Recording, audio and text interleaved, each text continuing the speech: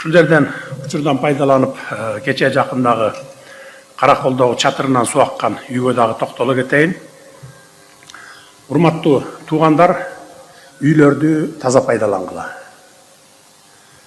Бала чакаңар менен үйдүн чатырына чыккыла, селфи кыласыңарбы, кошуналар менен чатырда олтуруп алып, пиво ичесиңерби, арак ичесиңерби, мейли, бирок памперс жана башка таштандыларыңарды чатырдын үстүнө таштап кетпегиле. Таштаган памперстер менен башка таштандылар суу кетчү турбаларга тыгылып, суу ылдый кетпей, мына үйдүн төбөсүнөн кирген. Бул ошол Караколдогу болгон окуя. Аны блогерлер дейбизби, оппозиция дейбизби, ойда дүңгүрөтүштү да. Кудай берип салды аларга.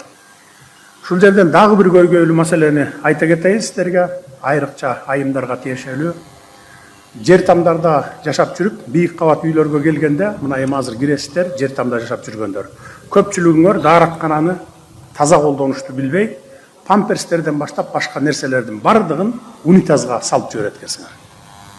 Унитазга памперсти жана башка нерселерди эмес, даже керек болсо ошо daarат кагаздарды салбаш керек да. Алар сууга эрип кетпейт, канализациянын түтүктөрүнө тыгылып калып, мына канализациялар ташып аткан учурлар дагы көп. Daarатканда кандай гана нерсе колдонбосоңор дагы пакетке салып коюп, тыштагы таштанды челекке ташташыңар керек. Бийик кабат үйлөрдөгү daarатканалар чоң кичинеге гана олтуруш үчүн гана колдонулат. Ошону билип алгылачы. Мен муну мынча майдаланбасам болот эле, бирок айла жок, айтышка туура келип атат. Мен Караколдогу маалыматты көрөр замат дароо териштирүүгө алдым. Видео, фото фактыларды көргөндөн кийин анан тынчып олтуруп калдым. Видеодо эмнелер гана жок эмес да. Мен ошол күнү видеону соцсетке чыгарып коеюн дедим, мына жооп кылып, ай, мондай болуптур, ушундай кылбагыла деп. Бирок памперстен баштап толгон токой уяттуу нерселер бар экен да. Чыгаргандан уялдым да. Анан болбосо мен ошол видеону көргөндө мен дагы мамлекеттик ипотекалык компанияны баш кылып, куруучуларды төш кылып, катуу бир жазалайын деп калдым эле. Ассаламу алейкум, жалпы кыргыз элим. Сиздерден жардам сурап кайрылып жатамын.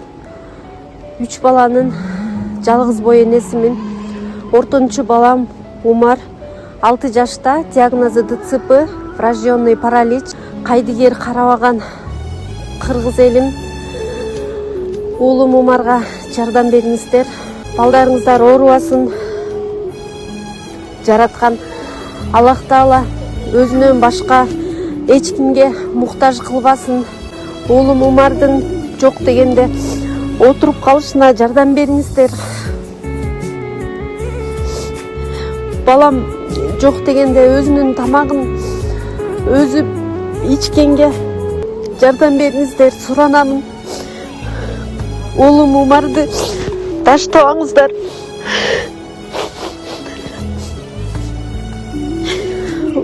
Учурда балам лечение алып жатат.